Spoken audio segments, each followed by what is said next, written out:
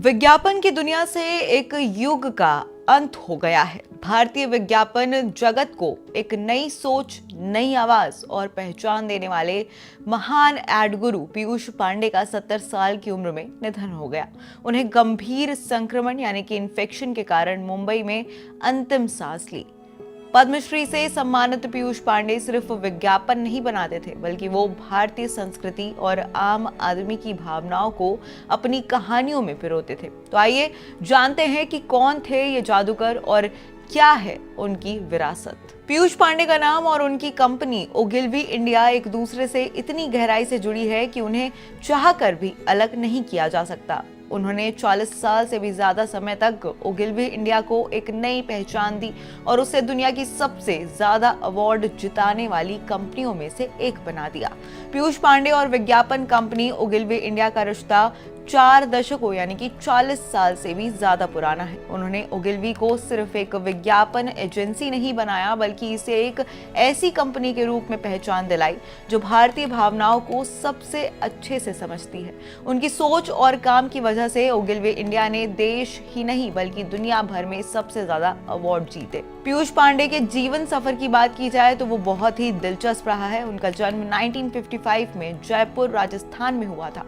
शुरुआती पढ़ाई के बाद उन्होंने दिल्ली के सेंट स्टीफन कॉलेज से इतिहास में पोस्ट ग्रेजुएशन किया। विज्ञापन की कलात्मक दुनिया में कदम रखने से पहले उनका पहला जुनून क्रिकेट था। उन्होंने राजस्थान की राज्य टीम के लिए रणजी ट्रॉफी भी खेली। इसके अलावा जीवन में अनुभव लेने के लिए उन्होंने टी टेस्टिंग और यहाँ तक कि कुछ समय के लिए कंस्ट्रक्शन साइट्स पर भी मजदूरी जैसे काम किए हैं। उनके परिवार में उनके भाई प्रसून पांडे जो जाने माने फिल्म डायरेक्टर हैं और बहन ईला अरुण भी कला जगत से जुड़ी हुई है। साल 1982 में 27 साल की उम्र में पीयूष पांडे ने ओगिलवी कंपनी में एंट्री ली और यही उनके करियर का सबसे बड़ा टर्निंग पॉइंट साबित हुआ।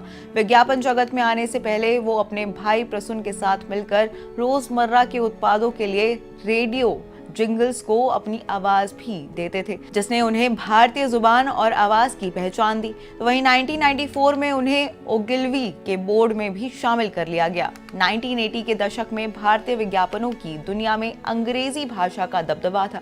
पीयूष पांडे ने इस चलन को पूरी तरीके से बदल दिया। उन्होंने विज्ञापनों में हिंदी भाषा को मुख्य जगह दी। इसके साथ ही उन्होंने रोजमर्रा की जिंदगी की बातें, हल्का फुल्का मजाक और सच्ची इंसानी भावनाओं को कहानियों में शामिल करके एडवर्टाइजिंग को एक नया दर्जा दिया। उनके इस बदलाव से विज्ञापन सीधे लोगों के दिल को छूने लगा। तो वहीं पीयूष पांडे के बनाए गए कई स्लोगन्स और विज्ञापन भारतीय संस्कृति का हिस्सा बन चुके हैं। उनके कुछ सबसे शानदार और मशहूर कैंपेन्स में से ये आपके सामने एक लिस्ट है, जिसमें कैडबरी शामिल है। कैडबरी का एक स्लोगन दिया गया था, कुछ खास है। जिसके बाद एशियन पेंट्स भी उनके स्लोगन्स में से एक है। एशियन पेंट्स का स्लोगन था, हर खुशी में रंग लाए। इसी के साथ फेविकोल का एड जो काफी मशहूर रहा है, उसके स्लोगन भी काफी मशहूर हुए थे। ये फेविकोल का जोड़ है, टूटेगा नहीं। पीयूष पांडे के एक पुराने साथी के अनुसार उन्होंने न सिर्फ विज्ञापनों की भाषा बदली, बल्कि उसका पूरा ढांचा यानी कि स्ट्रक्चर और नियम ही बदल दिए। उनका मानना था कि तकनीक के पीछे भागने से ज्यादा जरूरी है कि आप लोगों के दिल को छुएं। और उनके जो प्रसिद्ध विचार थे वो भी हम आपसे शेयर करते हैं। उनका कहना था कि सबसे अच्छे विचार सड़क पर जिंदगी में घूमते हुए लोगों की बातें सुनकर आते हैं। अच्छा विज्ञापन देखकर दर्शक ये नहीं कहता कि ये कैसे बनाया गया है, बल्कि कहता है कि मुझे ये बहुत पसंद आया है। आपको बता दें कि पीयूष पांडे का प्रभाव सिर्फ उत्पादों के विज्ञापन तक सीमित नहीं रहा। उन्होंने भारत की एकता और राजनीति पर भी अपनी छाप छोड़ी है। साल 2014 के लोकसभा चुनाव से पहले उन्होंने भारतीय राजनीति में एक नई भाषा दी और एक बहुत मशहूर राजनीतिक नारा गढ़ा कि अब की बार मोदी सरकार। ये नारा इतना पॉपुलर हुआ कि इसने चुनावी अभियानों की दिशा ही बदल दी।